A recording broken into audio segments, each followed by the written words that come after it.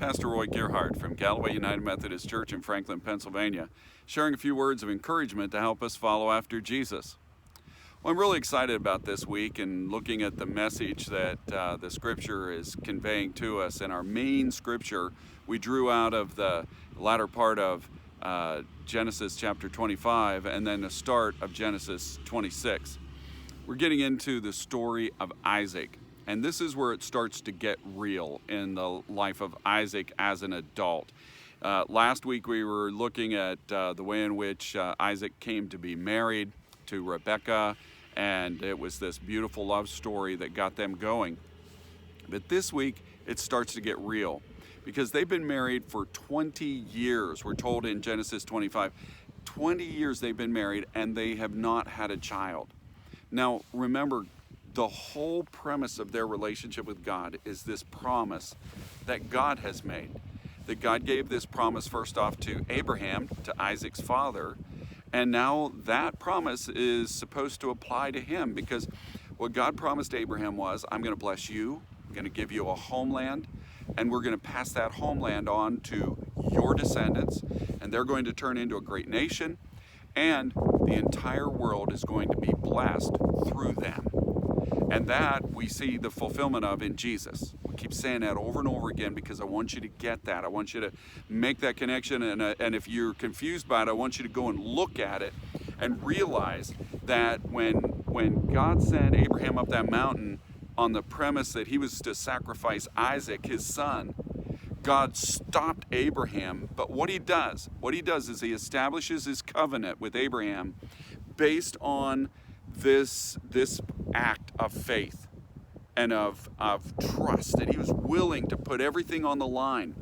But the Lord stopped him and said, you won't pay that price. But at the end of this contract, the end of the covenant, when Jesus comes, we recognize that it's the fulfillment of his promise that I'm going to bless the whole world through you.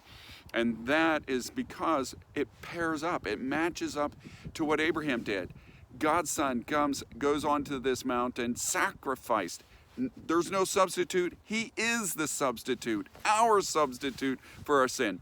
And so we see God working this promise out. But when this comes to Isaac's life, we realize again that this whole thing is premised on the promise that is instigated with his descendants. I mean, it doesn't end with Isaac, in other words. Just as it didn't end with Abraham, it had to be passed on to Isaac. And Isaac was, of course, a very miraculous child.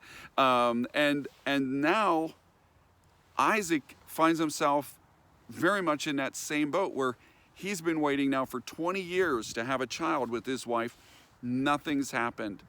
And if that doesn't happen, if he does not have descendants, where's that leave the promise? It is going to go unfulfilled. And so he looks to God. This is great because remember, Abraham and Sarah tried to come up with their own plan and their own fix for this, and went to the handmaiden surrogate plan, and it was a mess. And Isaac at least now, who is now the heir of this promise, decides, I'm going to go and just seek God. And so he prayed and he sought God. And there's something about, the process of waiting and praying and seeing God come through that is really powerful in our lives. And it's the kind of thing that when it happens, and happens in a way that you have no doubt, this was God. I didn't make it happen. Nobody else made it happen. God made it happen. Whenever you wait, pray, and see God act, that is a faith builder. This is heavy lifting. This is where God has put you through the drill, and you are going to come out stronger and ready to follow God. And that's what God is doing with Isaac. And he models for us, this thing where God will work in your life and in mine the same kind of way. He promises to lead us, not forsake us. He promises to build us up so that we could grow in his grace. Here's where it comes. Just like Isaac, we're going to wait, we're going to pray, we're going to see God move, and our faith is going to be rooted in him. because we have not taken any shortcuts. We've not done it on our own. It's a God thing. And may God today bless you. And as you share this good news, may God make you a blessing wherever He takes you.